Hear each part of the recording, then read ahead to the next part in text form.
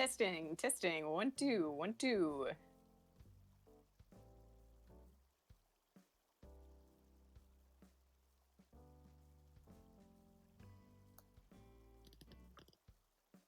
So, I guess good morning and welcome to Now Play This at Home.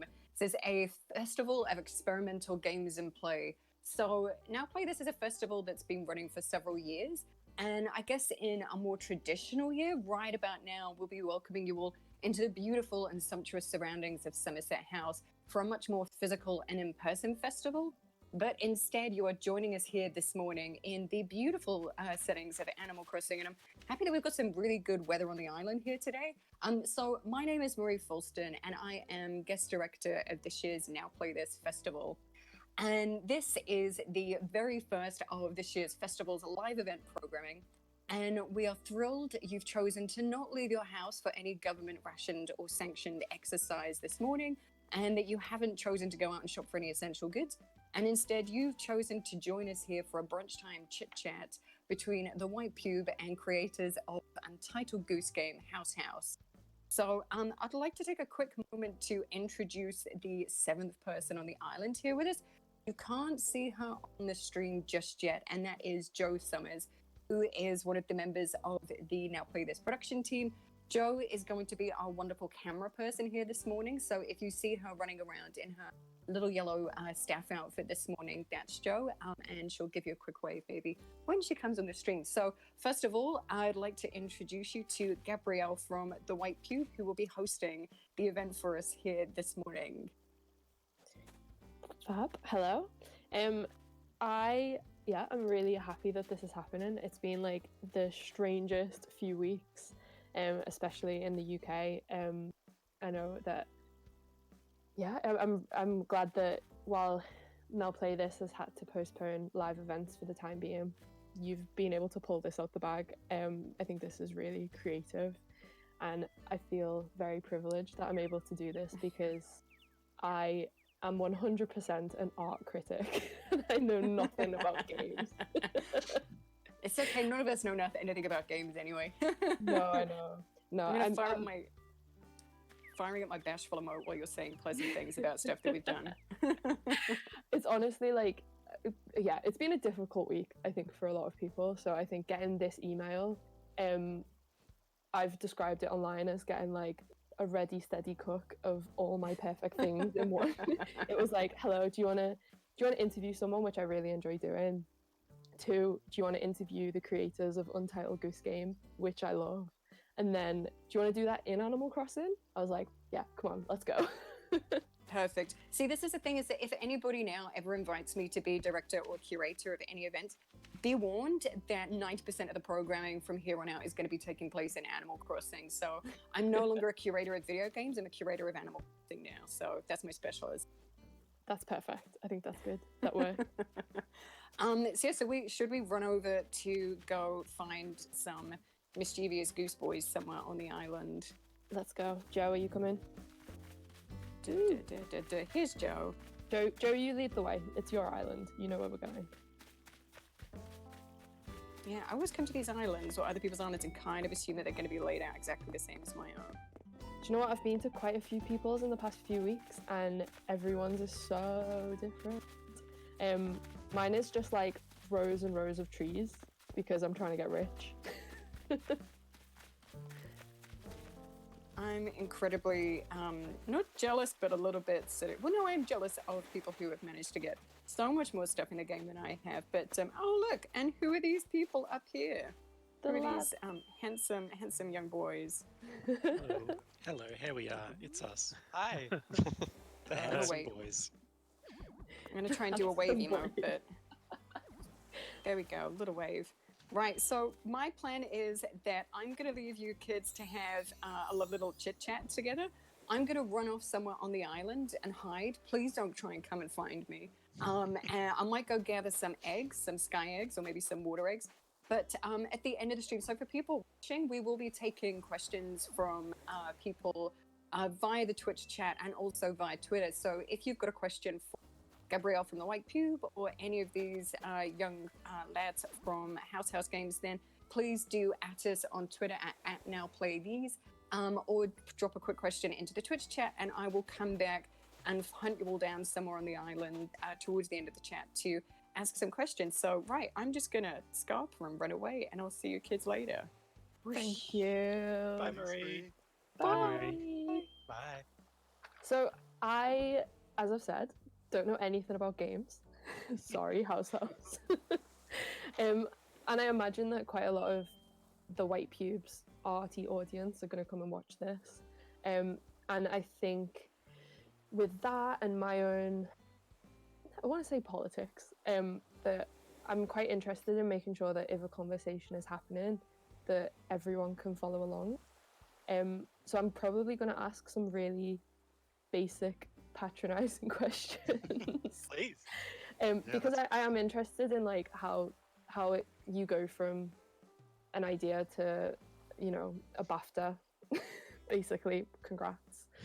So I want to ask a little bit about how the game industry works, how you go about learning how to do this, and how you met, like a little bit of origin story, but also practicality, if that's okay.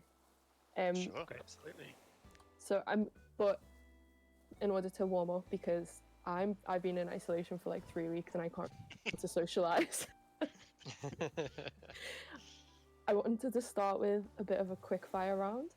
So if you want to just introduce yourselves, like if we start at Yakult Hat and go along. Hi, I'm Yakult Hat. This is my name is Michael McMaster, and I'm a house person. That's as much as we're introducing? I don't know. Start, yeah, that's fine for now. We'll get into it. Cool. My name's Jake Strasser.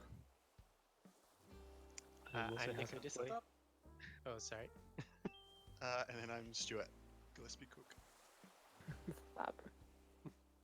Did we miss? I feel like that happened too quickly. Did we miss someone? 1, 2, 3. No. No. Okay. Michael, Jake, Nico, and Stuart. Sound. That's fab. How old are you all? Oh, I am just the same age. All at once. We're not all the same age, are we? I think me and Jake are a year Not apart. quite. I'm 30 years old. I'm 29. I'm 30. I'm 30. We are all the same ages. Yeah, basically. That's fine. Okay. I'm 30 in a couple of weeks as well. I'm 31 in a couple of weeks. Oh no. So old compared to you lot. And then what did you call your Animal Crossing island and why? Are we going in order? I keep Yeah, going yeah, to this, but it feels rude. I called my Animal Crossing island Melatonin because I had taken a melatonin to get to sleep the night before. I called mine Zona because I thought I might try and do a bit of a stalker Tarkovsky thing. But I can't get the weeds to grow and it's not really working and I haven't played the game much. My name's called Nyland because I'm sharing it with my partner whose name's Nina and both our names start with N-I, so it's N-I Land. Makes sense. And mine's called Gourd Isle because I like gourds. Excellent. What's that on your t-shirt, Stuart? Oh, that's a gourd. I drew it myself. I asked Twitter for some recommendations for mine, and a gallery called TERF based in London said that I should call it Love Island, which is what I've gone with. That's pretty solid. It just about fits if I don't use a space in the middle. So we've gone with Love Island. And I've been trying to print off like the logo to put, but it's a work in progress. Can you cultivate much of like a Love Island atmosphere on your island? I mean, I don't think the animals are biting, but we'll see. Have you got Say that again? Have you got Pierce? Have you got Pierce, the hottest one? No. Who's is Pierce? The hottest one? Pierce is pretty hot. I've got Pierce on my island. He's like a preppy eagle who's big and strong. No. I think he's on this island, isn't he? I go think I find He saw is. him before. We can check in with Yeah, him yeah, later. Yeah. Let's go and check him Well, out. We'll put it to the audience how hot he is or not. We'll I get think to we've all lost our minds. This is not a conversation. Okay, continuing with quickfire, what is your favorite phone game?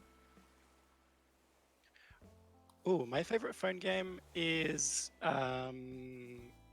this is a good quickfire round while I say a lot. It is a game called Kids that came out last year that is by a studio based in Switzerland whose name is escaping me. But it's a very lovely kind of short form thing that's all black and white and is actually was part of Now Play This 2 years ago, I believe. Ah, fab. Would strongly recommend. Cool.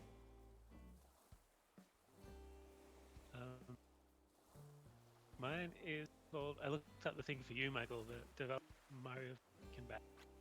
That's and Michael for playables. Anyway, my favorite game, phone game is called Downwell, and it's by a Japanese designer who I forget. And sort of maybe you can look it up for me, Nico. It's like a platforming thing where you're constantly descending down into this big well and have gun shoes that both keep you up and also shoot the things as you go down. It's very quick and fast. That sounds fun. Sorry, just jumping in. We've been asked to just make sure we emote and move around when we speak. One, so that people know who's speaking, but also so that the Switch doesn't fall asleep. So I guess we'll just do this a lot if we're speaking. That's what I normally do. So I don't really play very many phone games. I probably play the least out of the four of us, but I really like Hoplite, which is a little game where you move on a hex grid and jump over baddies and jump into baddies and slowly descend through a big cave. But it's all about moving the little figure in interesting ways past the baddies. Yeah. And I wish I had a good answer, but I play the trashiest possible phone games from horrible publishers who I probably wouldn't even like to promote on here. That are very Oh, gossip? No, not even scandalous. Just Jump Car, where you're a car that jumps. The most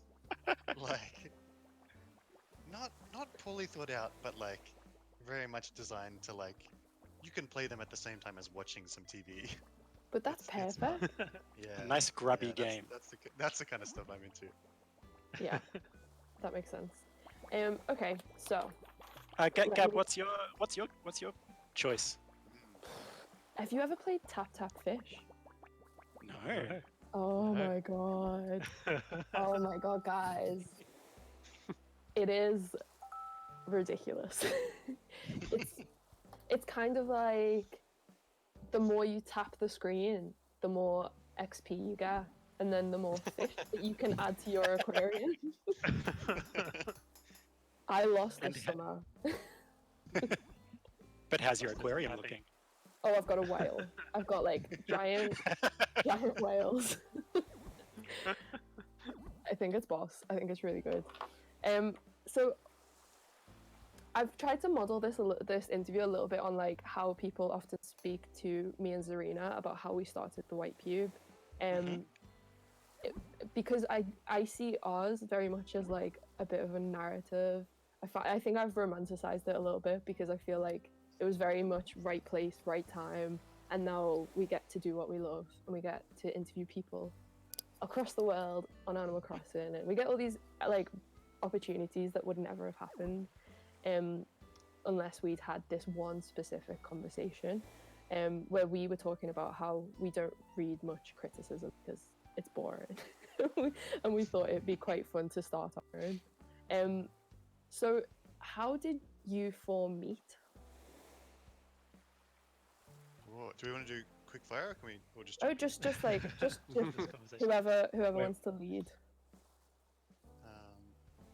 Sure. Well, if you want to talk about romanticizing your origin story, we love that. Our favorite.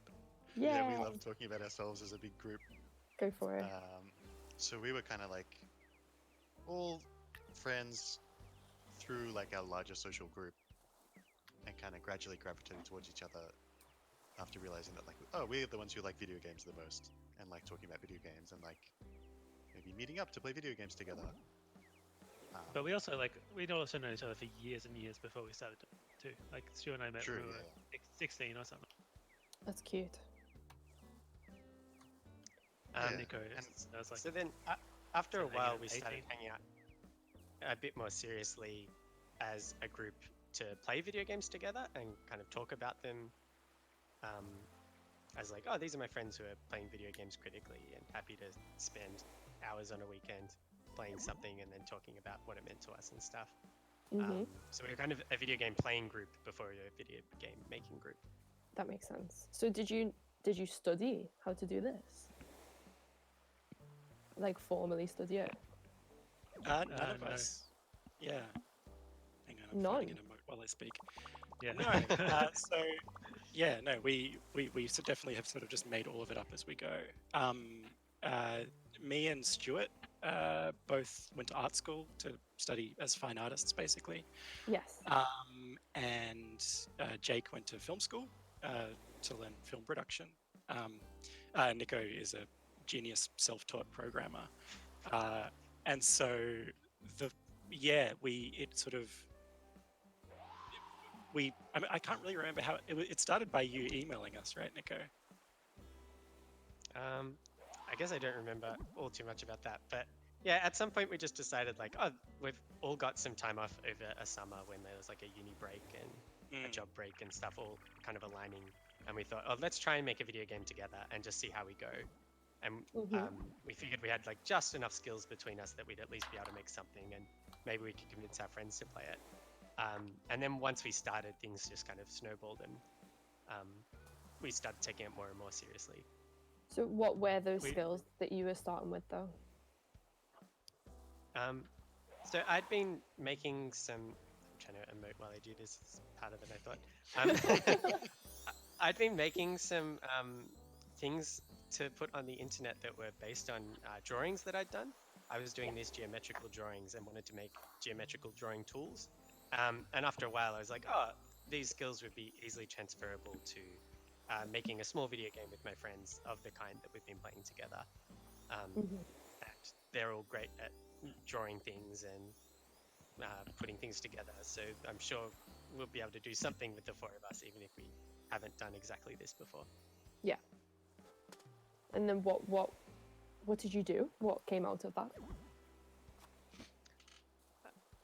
So that led to our first game, Push Me Pull You, which was a local multiplayer kind of strange sports game where you wrestled over a ball and the two teams of two people, so you and your partner were connected by a long wiggly body. So if you kind of imagine a person at either end, but their torso keeps going in a big snake and joins up with the other person's torso. And Just imagine that kind of thing. I'm sure you're seeing exactly what it's like, yeah. is it like a party game? Yeah, kind of. Yeah, and really did fit into like this this like genre of similarly like party games, like games that you would play with like having a bunch of friends around on the couch that we were so Rather into than at the time. online or Yeah. I was gonna say it makes sense. Like, you know, who are you making the game for? And if you were meeting out of this group of friends, of course you'd want to make stuff for that kind of environment. Totally. And they were the games that we were playing for the year before we started working too. We'd get together to play these games that you'd play as 4-player local multiplayer games. What party games were you into? Played lots of Sports Friends, which is a collection of games by 4 different designers from around New York. Hokra being our favorite.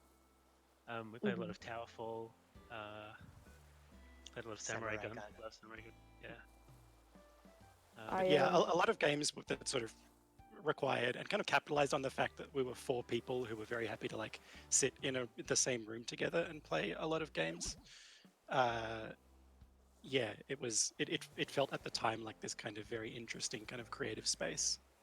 And so that's why when we sat down and decided we should make a video game, we didn't really know what that would be. That was kind of what we gravitated towards. Yeah, definitely. Did you find that, like, how was this jump from casual friends that knew each other and could do bits to formalizing it? Like, at what point did House, like, at what point did you put a name to, you know, how you'd organized yourself? I think that the name came fairly early. It was just from there a really gradual process of like, oh, we're four friends who meet up, to like, oh, we need to file taxes for our company. Like all that stuff just happened really, really gradually and became like more and more formalized all the time. But it was a really like quite a slow process. Like there was no one point where we like had to make a bunch of decisions right now about what this is going to look like for the next, and it's ended up being like 4 years of our life, 6 years of our Maybe life. 6. Yeah, Whoa. more than 4. Yeah. I think it was a very gradual process of like legitimizing and having a lot of external gratification that helped us feel legitimate in that way. Like very early on, we made the first version of Push Me Pull You to show for our friends at a little like festival over New Year's, and they all liked it a lot. And we thought, oh, maybe we could keep doing this a bit longer. And then Marie and the Wild Rumpus people were putting on a party in San Francisco, and they found the game somehow on the internet and asked us to show it at this big party in San Francisco. And so we're like, oh shit, now all these like proper game developers going to play it. And that was just like another step where we felt more legitimate and more able to like call ourselves game developers or something like that. And then that helped us get like a grant from our state government, which helped us set up a company in like a legal sense. And then like we just kept going from there. Just So like baby steps into like professionalization, like one little tiny after the other. So were you like working other jobs at that point as well? Like before you, Yeah, we worked. All of our first game was made without us being paid at all. We have been like, done admin jobs. We've worked at call centers, and I have like taught at university, just around making our first game. And then, it was about 3 or 4 years before we actually started paying ourselves, which was once Untitled Goose Game had sort of, after that had started its development. It was very incremental. Yeah, that's right. It was, like I said, just like very slow, one little tiny thing. We, a year in have to figure out getting an accountant, and then we talk to a lawyer, and then we have a company, and then Oh no, it sounds like it's very strange. It sounds like, to be honest, it's really similar what's happened to me and Zarina. It's really interesting. Like, but I think we had less to learn, almost, which is why I find it really interesting that you didn't study like formally. Like you studied other things that were tangential. Oh my god, I can't speak. This is isolation. Sorry. So what did you actually use to learn? Like, I know if sorry, I'm just going back over my notes. If Nico could program, what else did you need to learn, and what were the things online that you looked at? So with Push Me Pull You, oh no, now you go. I was gonna just say. Oh my god, 3 in a row. This is the equivalent of going left, right, left at the side of the room. Or in a doorway. Alright, Nico, you definitely go now. Alright, I was just going to say, I think we benefit from the fact that game developers tend to talk a lot about their practices online. So there's just lots of blogs, and maybe these days more Twitter or posts like that, of people going through all different parts of the game development process. And I think we owe a lot to the fact that you can follow a bunch of people on Twitter and then they'll come across the same problems that you're likely to come across in 6 months' time or something. Yeah. So there was just a lot of open information about a lot of this stuff, but then also, oh, someone's quiet. We very did polite. benefit from some people just mentoring us as well. Yeah. Like once we met other Melbourne game developers, they started telling us, oh, this is a good idea. You should look into this, that sort of thing.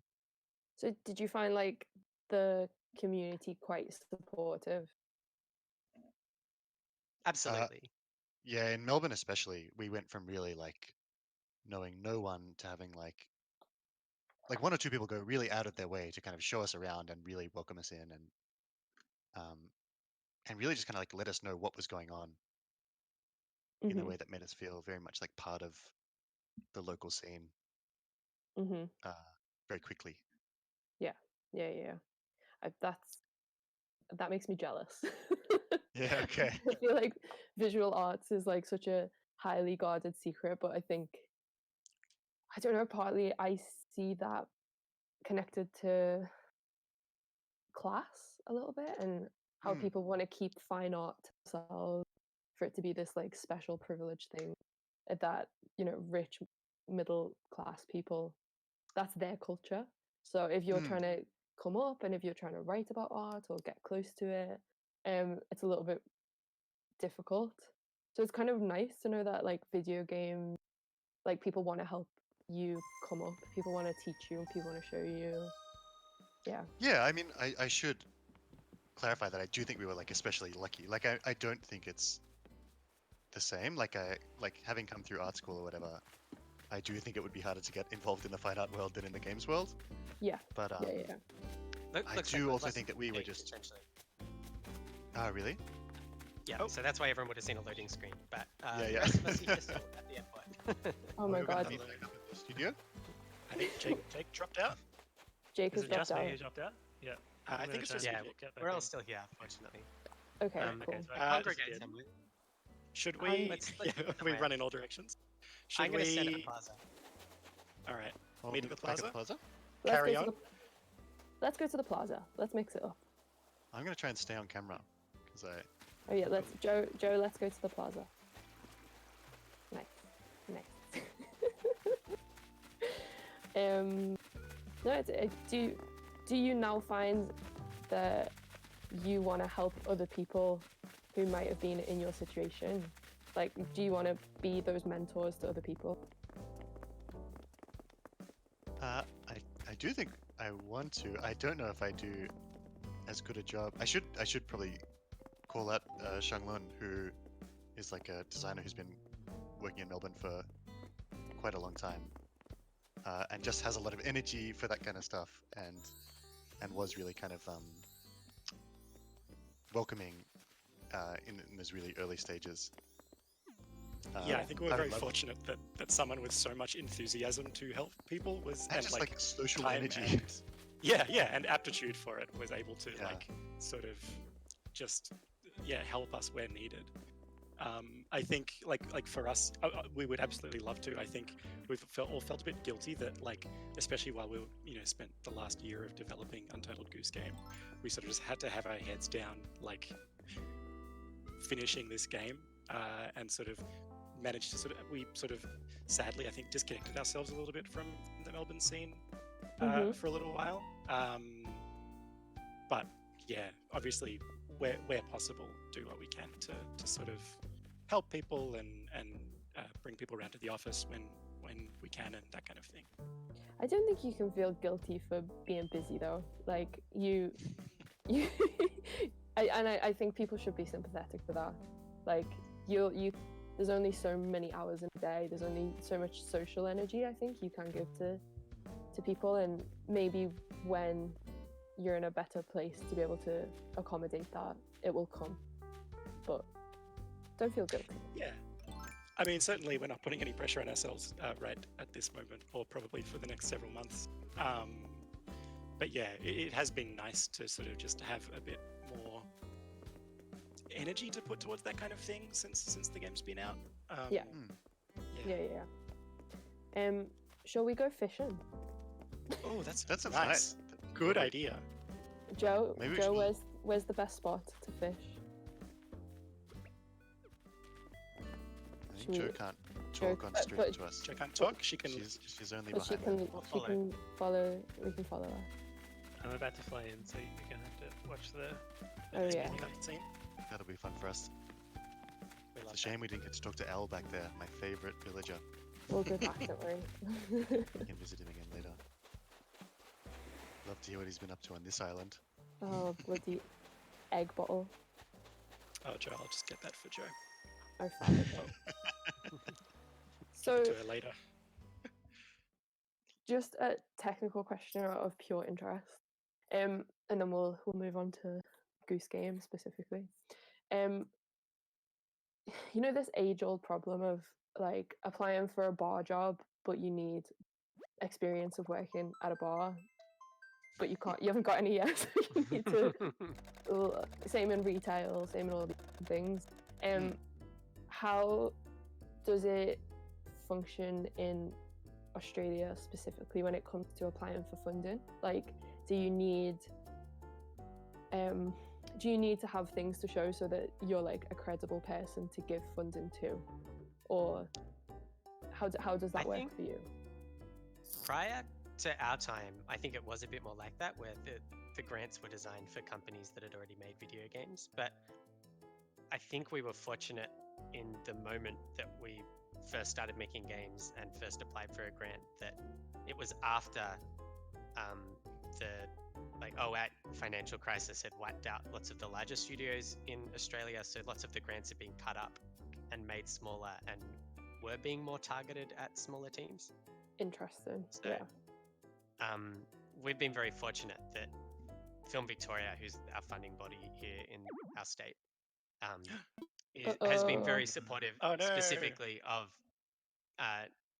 new teams with interesting games, and that they can see that they have potential. Anyway, The looks bad like thing we've has got happened. technical issues. This There's a good is- chance that we're all at home now. Yeah, we'll all We've join all- again one by one. We've all been booted. Sorry to anyone watching or listening, but we can carry on speaking while we politely Yep. queue up in Yeah, our everyone airport. gets to watch a nice airport cutscene over and over again while we have a Yeah. chat. Or It's a it great might, cutscene. it might That's the take future. about 20 minutes. That's- We're just gonna get a dodo code from our lovely host Joe, and then I think I'm due to fly first.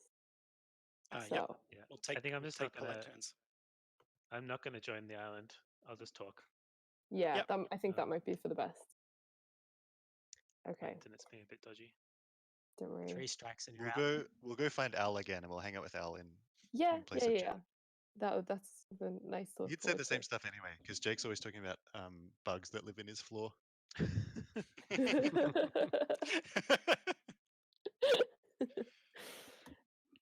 Okay, so carry on with this money chat for a second.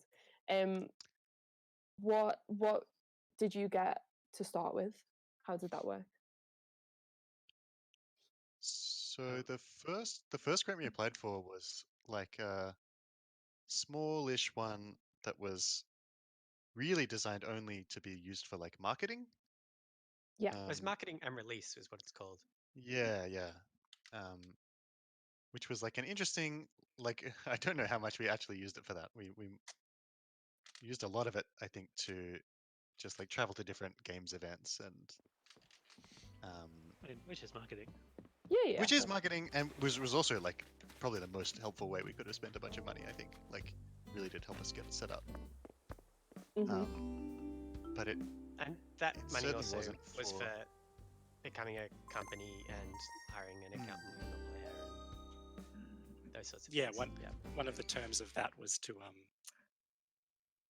like sort of force us to jump through the administrative hoops of that I don't think we would have done on our own, kind of impetus or something. Yeah. That must have In been retrospect, really I'm very glad that we did. Yeah. Oh, there You're were right, so it was many quite good useful. things about getting a grant aside from just money. Yeah, Mhm. yeah, The fact that it was just like external validation, the fact that it made you go through this process of getting set up properly, and just that you had to write a budget to justify what you were spending, and you had to actually Right. like plan out your project in a way that made sense to someone that wasn't just you.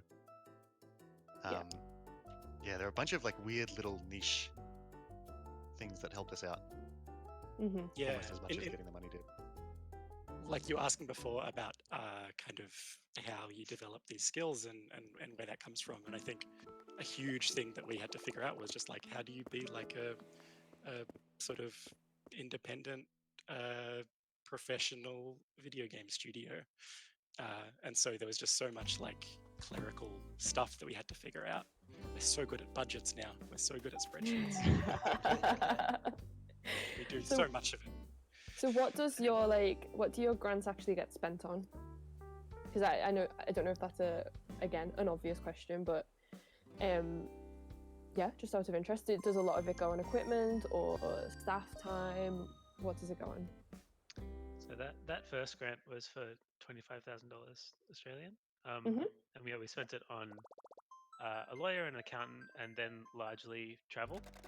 Yeah. So we got to go to the States a few times, and then we eventually got a $90,000 grant that paid for the port of Push Me Pull You to PlayStation. And most of that money went to the company that helped us port it. And we wouldn't have got the grant without them, because that particular grant was locked. You had to have released a commercial game before in order to get the grant. So we brought this other company in, who was another company from Melbourne who'd also been mentors to us. And with their involvement, we're eligible for the grant, and then they basically took most of the money. Okay. So we paid them. What does port in it Oh, right. PlayStation mean? It We- means we slightly had- different things for different games, but sorry. In our case, it's we made the game originally playable in a web browser. As I mentioned, my experience prior to that was making little web games. Yeah. Web toys. But the game, because we wanted it being played by people on the couch, it wasn't really suitable for a web browser where like controller support isn't very good. And the place where we wanted it to be was the PlayStation, but you can't put a browser game on a PlayStation. So it was a complete remake of the game in an engine that could run on a PlayStation. Okay. Interesting. In this context, porting meant making the game playable on another platform. Yeah, by Because we completely did it in such rebuilding a it. weird way, it was a very big, expensive job. Yeah, that's super expensive.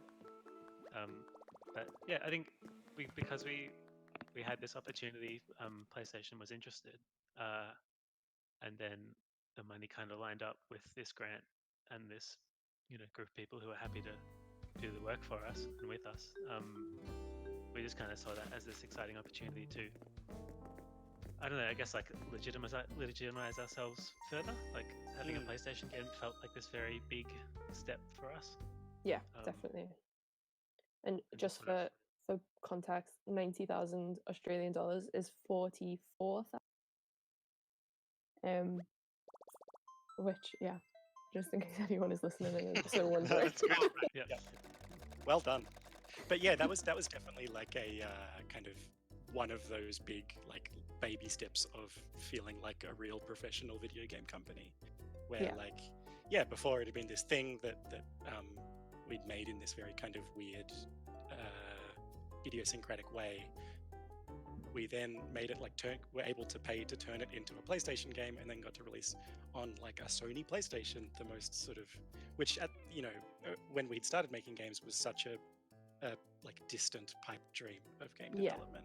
The first time Sony emailed us asking us if we'd be interested in doing something like that, we all just sort of, I don't know, had a panic attack, just like really didn't know how to deal with it, and whether that was I even remember something that was trying to possible. work out if it was a scam email. yeah. We were like How have they made this verifying the email Sony appear that's email coming address. from the actual PlayStation website. Yeah.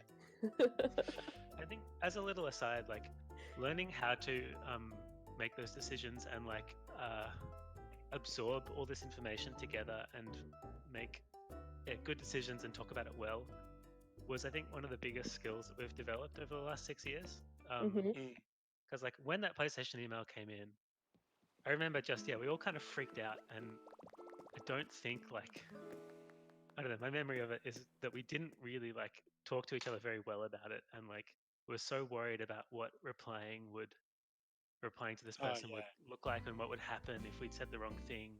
Yeah. Agonizing like- for hours over like drafting a 1-paragraph email response. Yeah, and like just I think we were so pretty bad at like talking to each other and arguing when we first started working together. Mhm. And I think we had this friendship and like a trust that was there that no matter how dodgy, no matter how bad we could be at communicating, we sort of knew we were in the right place and our hearts were in the right place. So we were able to like do this trial by fire, and eventually work out how to work well together. But I think like I don't know, I think that's probably one of our biggest achievements as far as I'm concerned. Yeah, Do you- that we're able to be 4 people who have a like cooperative working relationship. It's Like really, I don't mean that in an understated way. Like yeah, that was a big achievement, I think. it's really important. Do you feel like, you know, you were friends before this, but has it brought you a lot closer together? Yeah, absolutely.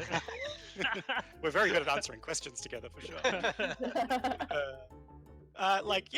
These are now the people that I spend the more time with than anyone except for my partner, and often I will spend more time with these people than my partner. Yeah. And does you know this like imposter syndrome reaction of like, oh my god, Sony has emailed us? Has that gone? Do you feel like you're better able to handle it, or are there still moments where you're like, oh my god, oh my god? Definitely still moments. I think it's I think- for me it's like less about getting an email from like a big name or whatever, and more about just like assuming that like we're still just starting out or something, that like we're still kind of like dopes who don't really know what's going on, and then being like, oh wait, we've actually been working in games longer than like many of the people we know and like value. Yeah.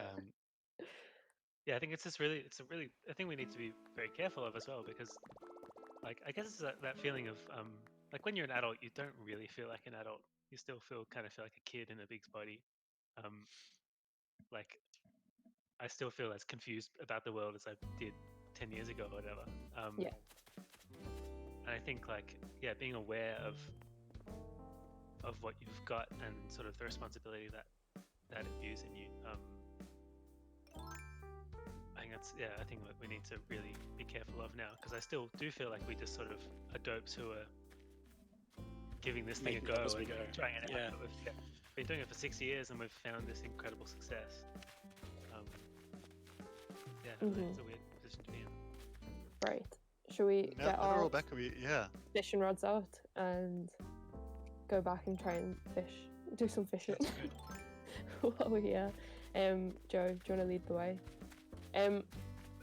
So moving on to the topic that I'm sure a lot of people want to hear you speak about.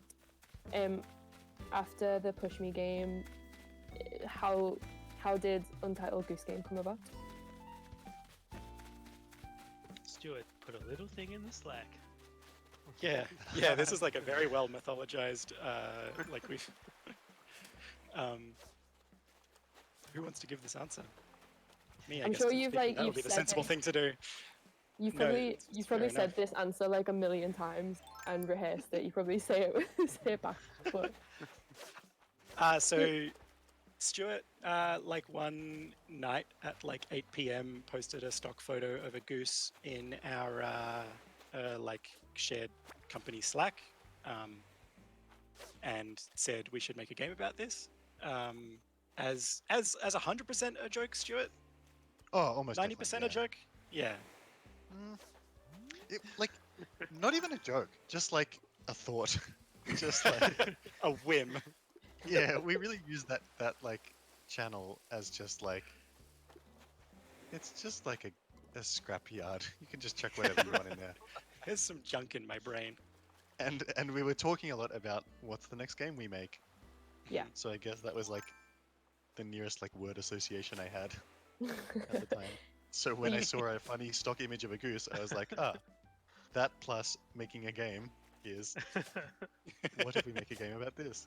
What were you feeling like a lot of pressure to come up with something amazing after the first game? don't know Not about really, you- but I think we three. just had a lot of different ideas running around. Like we'd spent 3 years making this one very limited thing that had like a very set scope that entire time, and Yeah. didn't really grow much. Like it got more finished, but it was kind of in a sense the same activity that it was right at the start.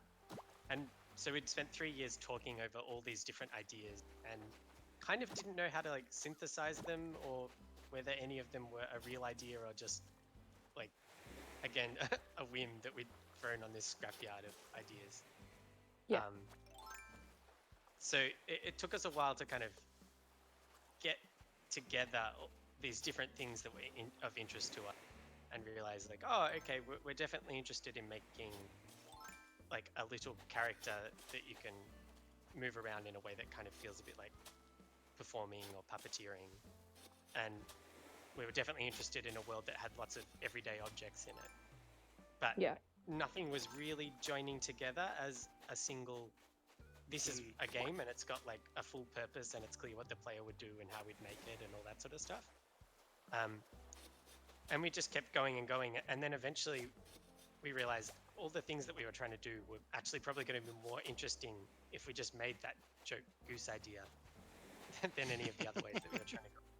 Like the joke ended up outliving all our serious ideas. That makes sense. That's The goose that's, was the. that's also the Again, White yeah. Pube. Yeah, okay. That was Can like, you expand on that? oh, expanding on that is like, what would a funny name be for website? A website for like an art criticism journal, and Zarina just screamed, "The White Pube!" Because it takes the piss out of the white cube, which is this idea that art's best viewed in a perfect white space. And also there's like this famous gallery chain that's in many places across the world called the White Cube. So this joke also outlived the conversation. It's the best way to come up with anything. You just think of the first junk that comes in your head, whatever it is, and you just do it. It And makes commit sense. to it for several own it. years. Yeah. Yeah. Too late now. Can someone describe what happens in the game for any listeners that haven't played it? Who wants to do this? So I'll go. I'm holding Yeah, my good job, Nick. face in Animal Crossing. You look very concerned and serious. That's Yeah. good. So you play as a little goose who's very bad. You're absolutely horrible. And there's a town full of people that you bother and annoy. And the goose has a little list of tasks to do. And each of them generally involves annoying or bothering someone in the town, ruining their day. Maybe you steal their hat or their keys or spray them with a sprinkler. But generally just a big nuisance. Yeah. When did you first kind of realize that it was going viral? Almost immediately after we sort of posted our first trailer, which was about a year into development, we'd sort of made this kind of little slice of a game, which was what is now kind of the first level of the game, with the groundskeeper and his sort of allotment garden next to a park. And so we spent a year sort of making this very kind of, this one little bit of a game. And at that point, I don't think we had any particularly clear idea of like what we would do with that, whether we would turn it into a bigger game, whether it would be something that more people whether it would be a thing that we even like would be able to turn into a bigger game, whether that idea could be expanded out. Sorry, I'm playing Animal Crossing and also trying to my train of thought.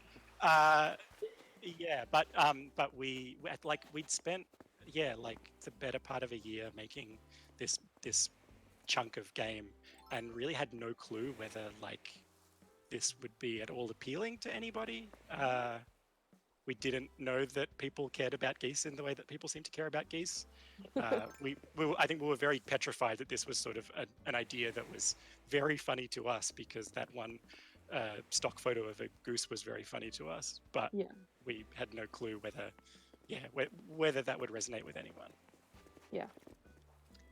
And so yeah, then we ended up cutting this trailer for like a first look at the game, and then posted it and went out and didn't really think much of it, and then had a very weird sleepless night watching the like amount of retweets go up. Yeah. Big up all. Yeah, a like, really nasty like, oh, the numbers are going up. Yeah. They're not So stopping. Was that bad or was that good? It was Only in the way that it's like bad to be compelled to look at a phone when you should be sleeping. yeah, Yeah. yeah. But, It was was definitely hugely scary. exciting, but was yeah, very really- overwhelming. But I was like, I'm not equipped for this kind of attention. Like, Yeah. I don't know what remember this it being- means or how to contextualize this. I don't have perspective on any of it. Yeah, it's Yeah. like this sort of really exciting dread. Yeah. Like, I think that's called Yeah, I know that feeling. anxiety. or like dreadful excitement. Yeah. So did you? I don't know. Were you able then to concentrate on production, or was it getting more stressful because you had like all of this visibility? We've been very good at, I think, just like closing up the doors and putting our heads down and like not engaging too much with the world. Yeah. but with- We're with, very like, good at not tweeting. Yeah. Yeah, we love not That's good. tweeting. Nico's gonna hide. Nico, and we should. Okay, Really hide and wondering seek. if I'll find Let's you? play hide and seek. I think it was very distracting because it going viral in that way sort of immediately threw up a whole bunch of opportunities that we needed to sort of sift through. Yeah. Right. Yeah. Yeah, A big yeah. pile of emails. So that was sort of it meant we stopped making the game for a while, but we're still working towards I guess working towards the game in other ways, just that just weren't particularly working on the game itself. Like we ended up with a publisher in that period, and So what does a publisher mean in gaming? in games I it's, think it's again, a it can little mean a bit lot of more like different a things. yeah, that's true. I always talk about it as being similar to maybe like a record label. So they help facilitate production and maybe facilitate marketing, and generally will give you some money and then take a cut once the game's out. Yeah. So that sound fair, everyone else? Yeah, I think so. How long was the process between like the stock image and like it's out in the world? About As in 3 the- years. Oh. Yeah. 3 years and a month or something. Wow. That's difficult. Wait, you think wow, because that's long or short? Um, Yeah, we- because I Yeah. have no perspective. I don't know. I feel like everything. I feel like that's a long time, but I don't know. I also don't have any perspective. I just think it's like 3 years working on the exact must be quite Yeah. difficult. Yeah. I Like, think I we've would- now figured out that the way that we make games is we try and make a game that we can finish in a year, and it takes 3 years. And that's the formula Like, for that's us. wise. We're 2 for 2 so far. Yeah. Which is And- terrifying because we can't plan to make a game for 3 years now. Yeah. I Um, feel It's like 9 years. compared to like a movie or I don't know, other creative production games like evolve in a way that I think probably a bit more compelling over that space of time. Like I couldn't imagine working on like a painting or even a film, like Mhm. because like with film's production cycle and like or pre-production, production, post-production, like there's only so much you can put into a movie. It's only like an hour and a half, you know, like sitting with that for 3 years. I mean, people I guess try and get scripts up for years and years and years as well. But like yeah, a game's constantly changing and like can surprise you, which keeps it pretty fresh. What that? what Yeah. I was gonna say, like, how different was the okay? We've got this idea for a game, and then what were those surprises along the way? You know, the game might have ended up adapting to the processes you use or any conversations. Like, what were those little moments? I guess personally, like it's just that someone else has Oh, done okay. work that you didn't do. Yeah. Yeah, absolutely. And like you come in and you see like, oh, Nico's done this whole new system, or like Michael's made this really nice thing, or like I don't know, particularly because the game that we were making was kind of systemic and would react to the player. Sometimes they do things that were genuinely surprising, and like, you know, maybe that's a bug sometimes, but often that's like, yeah, Nico making someone smarter in this new way, and you go in and find it and see it, and you go, oh, holy crap. Yeah. And then there's stuff to respond to in that, and you can iterate on it from there, and yeah, it's all very slow, but it does feel like textured enough throughout the 3 years that at no point did I really feel like trapped in making this game. That's good. Yeah. That's perfect. I guess my favorite little story for this is that really, really early on, we had like this green space and a gardener model and a goose model, and the goose could walk around and the gardener could walk around, and just like it just didn't feel quite right. And then one day I put a thing called IK on the goose's head and the gardener's head, and IK is a thing that stands for inverse kinematics, and it's a kind of animation that moves the animation bones around. The animation bones. So complicated. That's such a good anyway, thing in isolation. I did a thing that was basically like sort of just a technical experiment, but it made the goose and the gardener look at each other, so it made them have eye contact. Yes.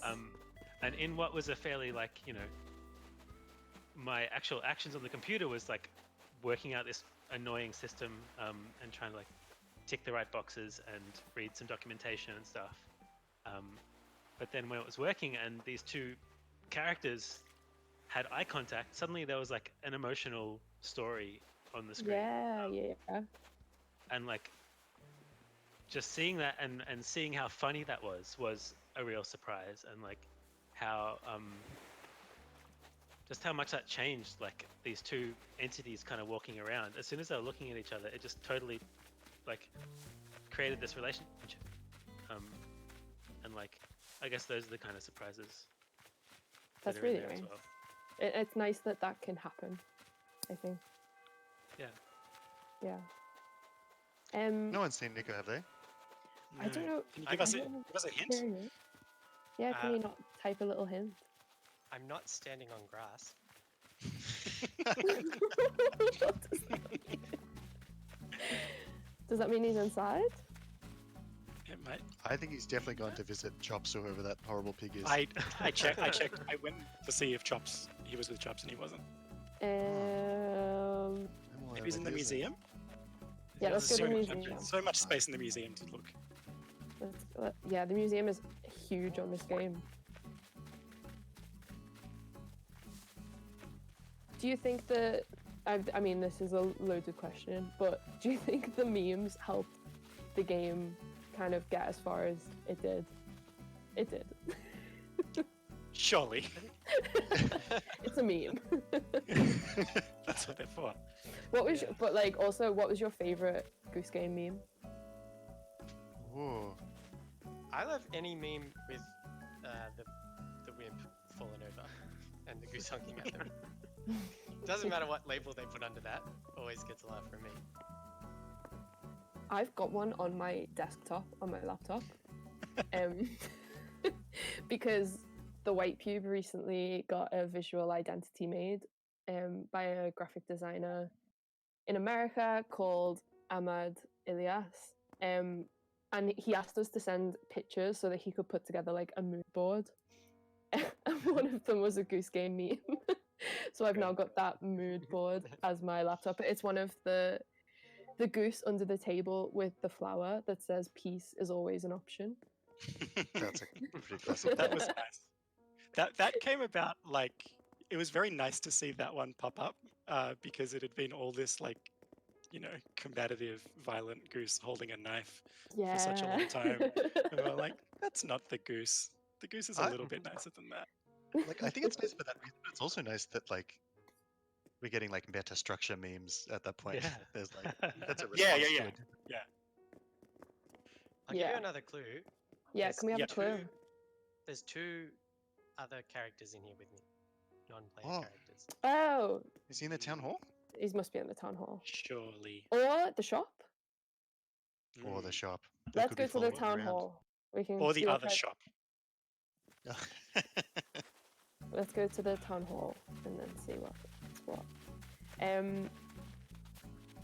I wanted to ask, and also it feels like really a weirdly emotional question because of it was Jeremy Corbyn's last day yesterday. Why? I was surprised that like you'd use the House account to encourage people to vote for Labour. I mean that in the best way. I feel like a lot of arts organisations, gaming people try to stay apolitical. Why did you do that? It just meant a lot to us. I guess It seemed pretty high stakes. yeah, from my point of view, like we've been given this platform, like or we've ended up with this platform where we can talk to people. We have a lot of Twitter followers or whatever. Mhm. And I don't know, just part of me I don't think I wouldn't have felt right like just staying silent in that case. Yeah. Um, Yeah. We've got a And just- responsibility now. I because found people are him. Listening to us. He's in the there shop. with those little. He's in the Tweets. shop. That's He's in the tweets, shop. but- Um, no. Got the chair. Are the little twins moving around for anyone else? Are they frozen in place? No, they're They're frozen. frozen. They're just Maybe they- maybe terrified they by don't how many fly out. people are in here. Maybe they don't move when you've got multiple people over. That's all. Michael, it's just like we wanted. What? A nice Muji air diffuser. Ah, we were talking about this. Like less than half an hour ago. You're gonna have to buy one. Yeah, you must be able to buy it. I'll just Um, make a quick transaction. Carry Can on, everyone. in the following on from Labour, and using a platform and trying to make the most of it, and I do feel like I'm glad that you take up that responsibility. How can you tell me and the audience about the pay the rent movement? Sure. So that's like a movement started by, or I guess like advocated for by a bunch of different Indigenous groups across Australia, that people could pay a small percentage of their regular wages towards Indigenous activist groups as a Mhm. way of like just acknowledging the land that you're on. And the time we posted about it was right around, there's like a national holiday called Australia Day, which is the day that Captain Cook landed on Australia. Is that? Is that what it is? Nah, it's not that. It's the day that the first fleet, which was like the invasion fleet, Sure. Yeah. of convict ships sailed to Australia or landed in Australia. So, it in one sense is like the founding of the colony, but that also just means it's the beginning of the invasion that led to so much genocide, and the Yeah. fact that it's a national holiday is a disgrace. Yeah, that's crazy. So where I know that I remember playing and like an acknowledgement came up in the credits of the game as well, which I thought was respectful. That was good. I've never seen that before. I guess that's Yeah, that's. There you go, Jake. Oh, you go. I've been talking a lot. You go. That's kind of. That's something that is thankfully like relatively common practice in Australia, at least at like events. It's sort of relatively common, at least in certain places, to sort of acknowledge the land that you're on and that it is stolen land. Before starting an event or something like that. And so it sort of felt appropriate to acknowledge that, yeah, we'd been working on this land and profiting on this land for the duration of the game's development. Yeah, but I'm glad that it's not just. I'm glad that I don't know, you're backing up those politics with contributing some of your earnings back into the pay the movement. Pay the what's it called? Pay the Pay the rent. rent. Yeah. Sorry. It's good. I think it's really cool. I think should we head back up to the excellent stage for the Q&A? Sure, that sounds nice. Sure. I'm gonna slow motion more. I've also got more quickfire round questions. Run. we can run through them Try as well. and do them properly quickly this time. I hate these eggs, you know. Like Oh, they're bad. I think they're Look, cool. so I would many suggest days. Stu likes the eggs. Yeah, Stu I think wants they the should be eggs around all year round. Everyone's Are there 4 kinds of eggs? Yeah, Oh, no, that's five? like- There's like 5 or There's like 6. 6. It's horrible. So many. It's a Who's good at nightmare. that? Who's which? This time. Is everyone? Oh yeah, we've only got 3 this time, haven't we? While we wait for any questions to come in, I'm really into YouTube. I just love it. Have Me you too.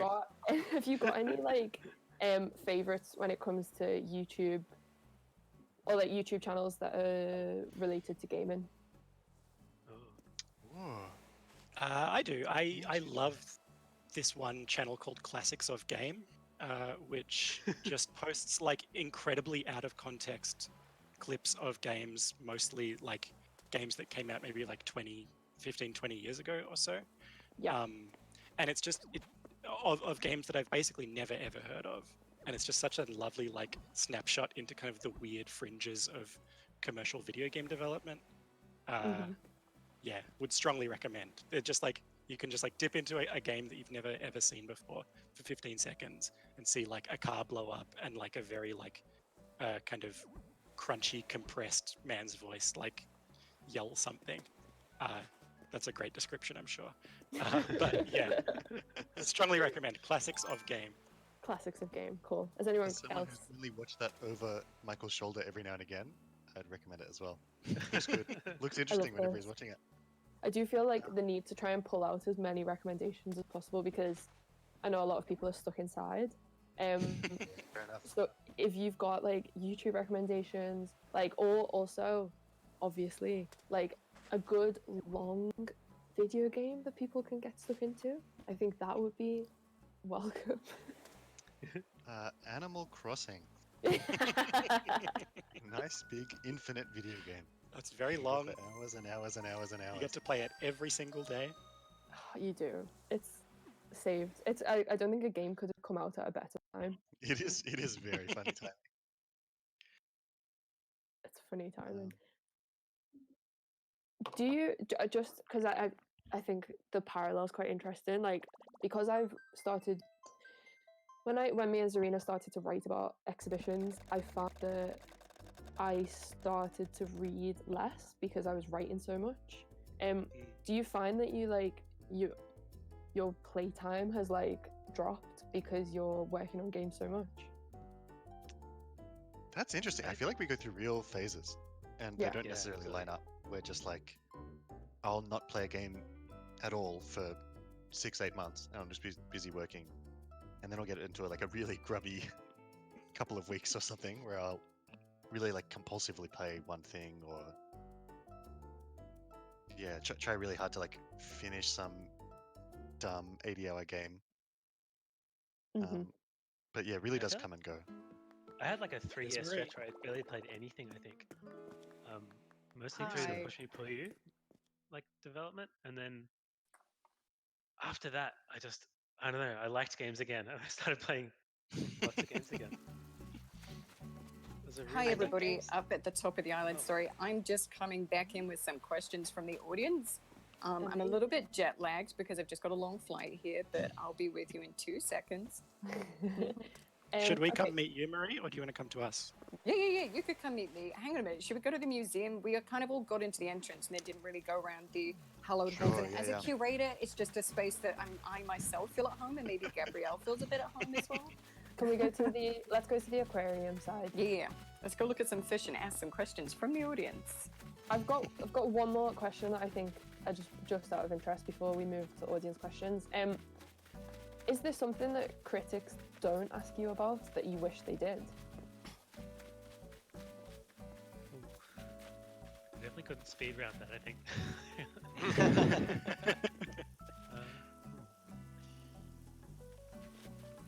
In a sense, I feel like Untitled Goose Game is a very easy game for people to understand. Like, I don't feel like I panic a lot about people misreading it, especially.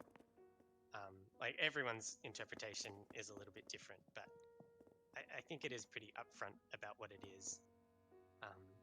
So I wouldn't say I'm like especially frustrated at a big misunderstanding in a big way.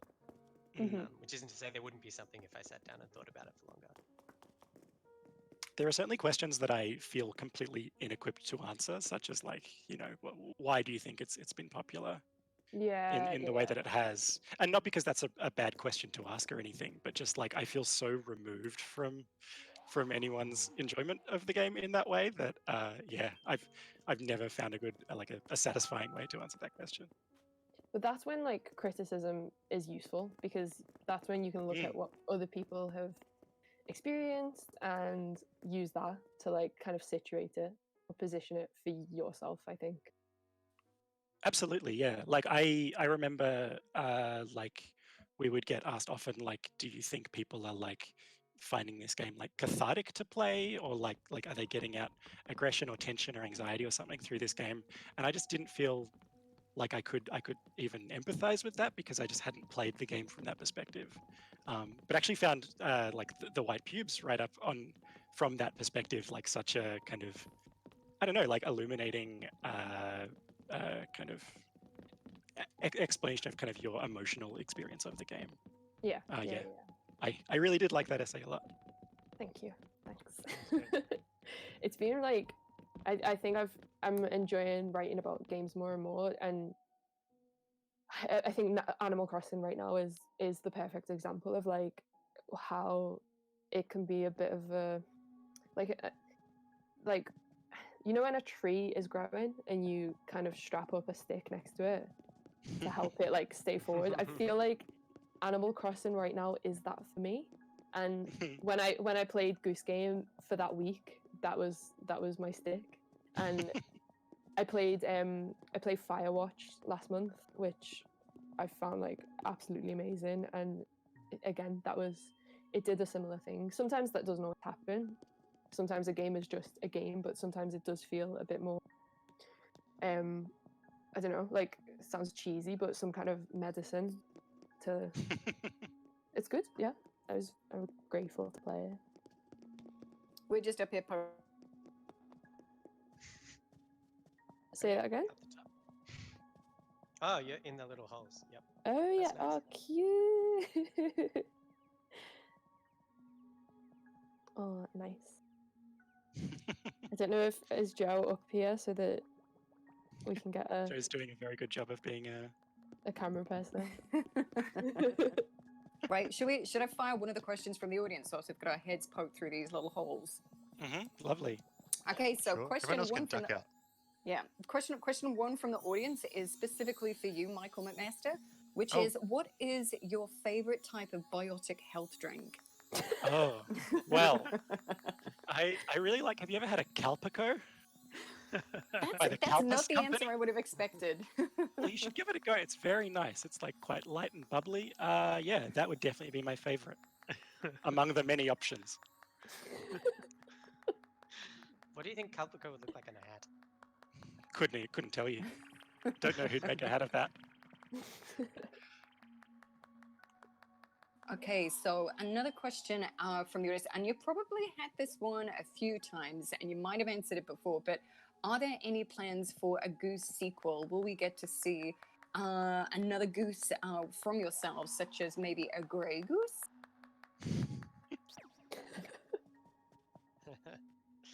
I think we put all of our goose into the last Goose Game, and it's makes sense. still too soon for us to even think about what it would mean to like even comprehend a Goose sequel from our point of view. Yeah, so we'd that's have to build up a bunch of- long-winded way of saying like no comment, but because we legitimately don't know ourselves. Are you working Yeah. on anything new at the moment? We're No, mostly answering emails at the moment. Fair enough. We've got some taxes to do. Turns out finishing a video game, that's plenty of work for. Don't worry Maybe about sort of like a tax video game for a follow-up sequel, maybe with some goose. No goose, just tax.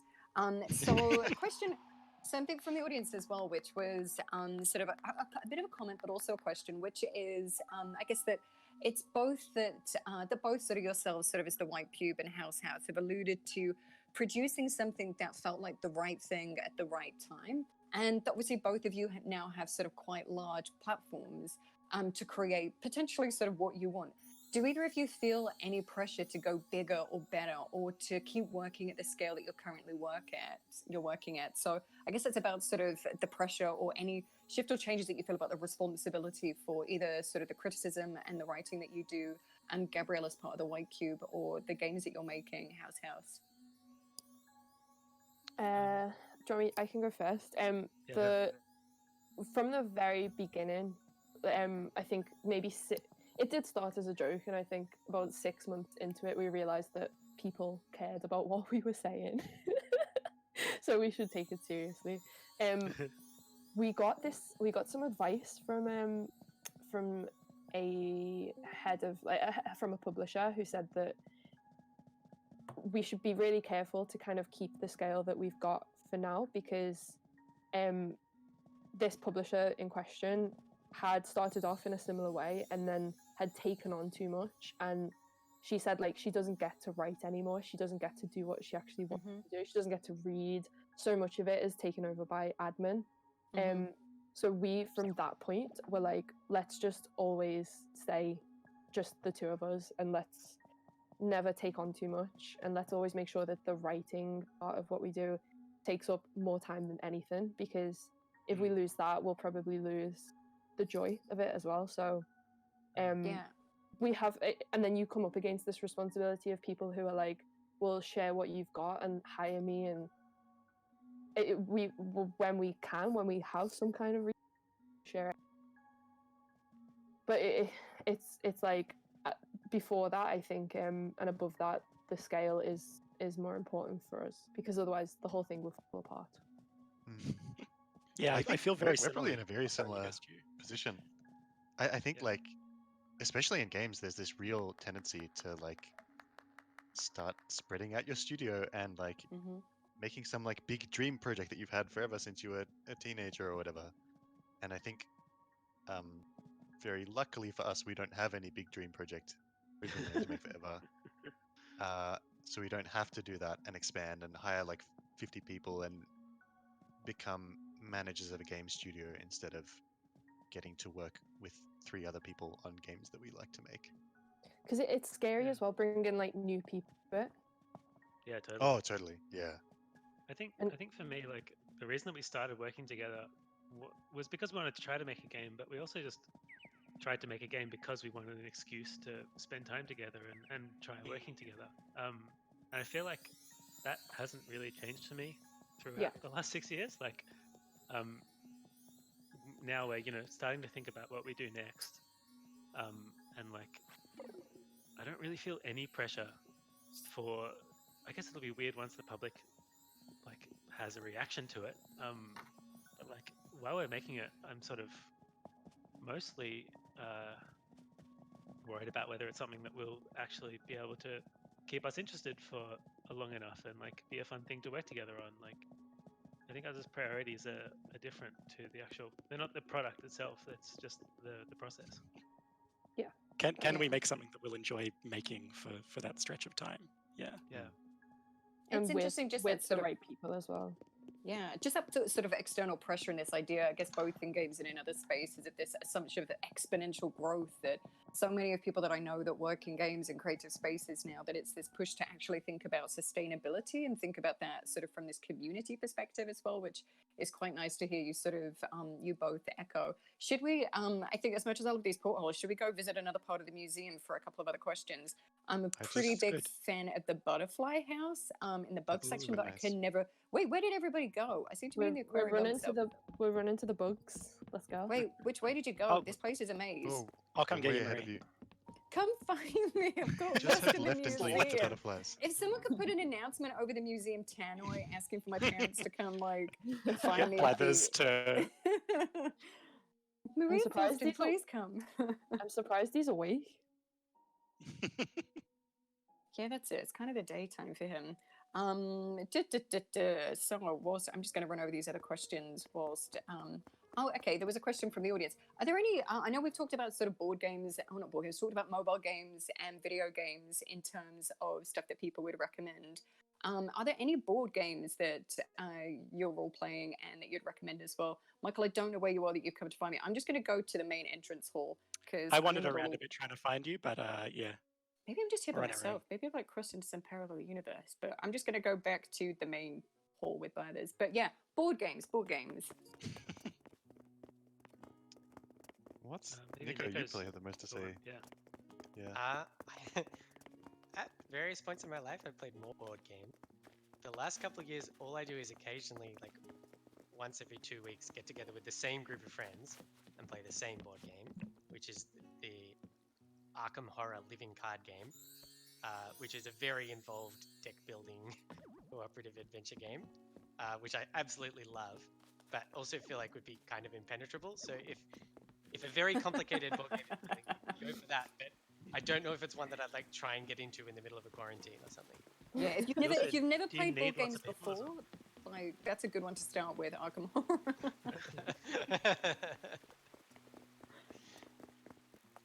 Are we Um, meeting at the there- butterfly place? I'm here by myself. The other day, I started playing Tabletop Simulator, which is the video game where you have a physical table and can spawn in a bunch of tokens and move them around and play a bunch of board and card games. And I had a lot of fun just kind of mucking around with friends and like ambiently half playing different games that we kind of remembered, but mainly just being there to like throw pieces on the table, like make them big and muck around together. And it just felt nice to be on voice chat, but embodying a space kind of in the same way that we are now. This butterfly house is amazing. There's a lot of butterflies was- in here. I've So, never Nico, your seen- favorite board game is a video game. Yeah, I've given 2 non-answers, but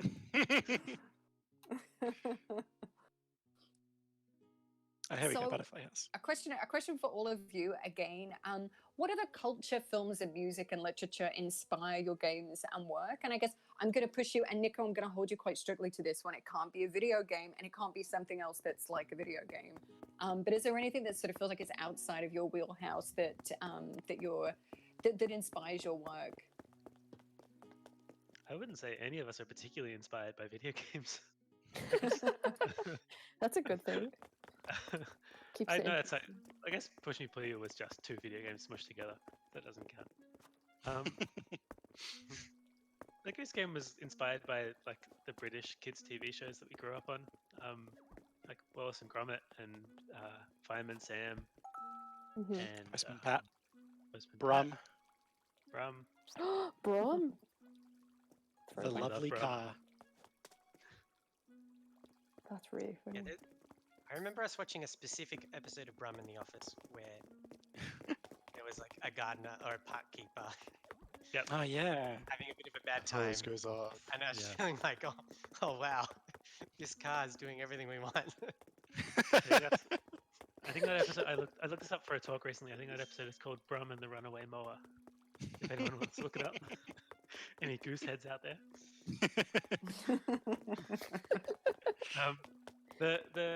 The fruit stand in the shops level is also ripped directly from a Brum street scene too. As if. This is so funny. Yeah, I like and we'd this- like modeled specific like window fixtures off of a Postman Pat like model.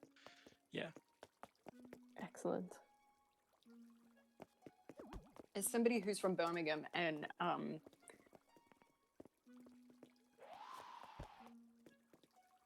hello, can you guys hear me? Yeah. Yeah, I Oh, think yeah, you- you, Okay, you just yeah. cut out for Sorry. a second. Sorry, yeah, my app just closed handily. But yeah, as somebody who's from Birmingham, it's really nice to hear people talking about and reminiscing about Brum. because when I used to commute to work on the bus, there used to be moments when the bus route would be diverted, and it would always be diverted because they're filming episodes of Brum somewhere on the streets. I'm like, it paid off. It paid off. All those times that I was late on the bus and diverted, it paid off in Goose Game eventually. Yeah, that's lucky. How about you, Gabrielle? Is there anything? What sort of stuff inspires you? I guess sort of.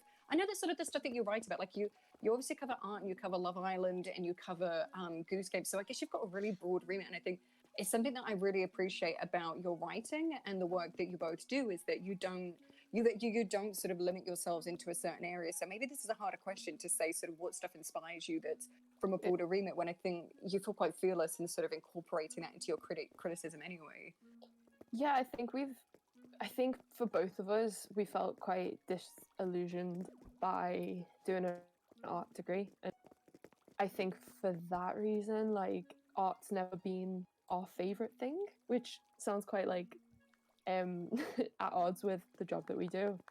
But I think it's because of that, like, we write about art in reference to us and our lives rather than in reference to, like, an art canon and an art history.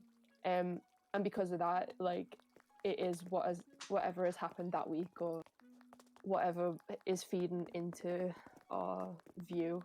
Like, at the moment, it's going to be a quarantine. It's going to be, like, the podcasts that I'm listening to. And, you know, at other times, it's, like, it's our relationships, it's friendships, it's family, it's the hobbies that we do outside of this. Like, I've been doing Kung Fu since October, and I'm loving it. And Zarina, like, is really interested in food and, like, this conversation around just eating and, like, culture, and I think that feeds into her right now.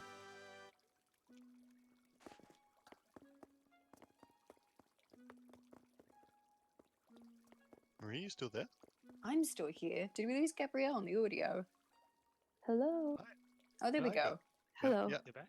It's okay. Yeah, We've only yeah. had we had a few flight delays and a few flight issues. Now we've got a few issues with sound, but we're good. We've survived most of this with technology holding up relatively well. So I'm pleased with that. Yes. I think we're at the end, aren't we? We are. The clock, I've got 12:29 on my clock on my computer, which gives us exactly 1 minute to wrap up. But so, I mean, is there anything else that anybody else wanted to, is there anything else that we've not covered or anybody else wanted to talk about this morning that anyone wants to mention their in-flight movies that they watched on their Dodo flight on the way over here? Or We never went back and talked to Al, which is a shame. Oh, yeah. Wait, who's Good Al? one. Al's my favorite villager. He's a lovely ape who likes to give me recipes every now and again. He's got bugs in his house. Yeah. You can stop by him on your way back to the airport maybe and say hello. Sure. I'll just do that off stream. No one else Do it needs off- to see. Yeah. Then you can spend some quality time. You can spend sort of wow, that's a big fish you have there, Michael. I'd forgotten that I brought that. I figured that was my last Yeah, chance. Keep I that feel in your like that's the way that we inventory. should sign off the stream. I don't have any fish or bugs. Ta-da! Oh, Nico's going to eat an apple. Has anybody else got any fish in their pockets? No. I've also got a turtle if anyone is interested. A tortoise, pardon me. A tortoise. Wow. Wow, look at you. Oh, look at a beautiful butterfly. I hope you didn't steal that from here, Gabrielle. No, don't worry. Have you got your receipts? Have you seen the just before we sign off, the PETA, like PETA, article about Animal Crossing? Uh-oh. I haven't. No. It's Are they on not- board? They are not on board with Animal Crossing. Oh. They say like you shouldn't fish and you shouldn't catch bugs, and it's like I do Yeah. feel a little bit bad fishing in this game. yeah, it's a bit weird. It's okay. They- It's 90% eggs at the moment. So if you ever wanted to ethically fish, this is the time to do it until 12th of April in Animal Crossing. Plenty of water eggs. But yeah, so thank you all so much for agreeing to join us and bearing with us with the Dodo codes and flying into Animal Crossing this morning. So thanks to Nico, Jake, Stuart, and Jake. I'm sorry you couldn't come back and you got barred from the island because of technical issues. It's Nico. Thank you, Gabrielle, for being such a wonderful host for this morning's Q&A and for coming out. Joe as well, thank you for being a wonderful camera person and running around and following everybody. So this has been the opening keynote for Now Play This at Home, which is a festival of experimental game design, which would normally be taking place in Somerset House, but this weekend is instead happening on the internet and is brought to you to enjoy anywhere in your abode or your home where you see fit, in your lounge, in your bedroom, in your bathroom. So we have a range of other live programming that's happening this weekend. So today our next stream is going to be at 5 p.m. where we have the ever wonderful Robert Yang, who will be taking a group of special people on a virtual field trip through Half-Life, and that will be streaming at 5 p.m. British summertime. And then tomorrow morning, we're kicking off again at 2 p.m. with a giant game of Twitch Plays Pawns with Alistair Aitchison. So if you've not been able to get a ticket to any of our field trips or workshops, then you can come along and take part in that stream sort of live on Sunday. And all of our virtual field trips will be streamed here as well. Thank you to our event sponsors and supporters, so to the British Council, to the Arts Council, to London Games Week or London Games Festival, and also to Somerset House, even though we can't be there sort of physically in person today, who all of them have been so wonderful in supporting us, not just in the physical event or the original event that would have been taking place, but also the support that they've had for the virtual event that we're running this weekend. So thank you to all of them. And yeah, and thank you to yourselves for also tuning in and watching with us whilst we experiment and attempt to host virtual in conversations live in Animal Crossing. So I guess if everybody, I don't know how people want to emote or say goodbye. Maybe everyone just wants to get a big fish out or something. Eat some fruit or do an emote. Hang on. What's he got? Way. A perfect note. So thank you, everybody. Goodbye. Thank you. Bye. Thank you. Thank you. Bye. Thank you so much.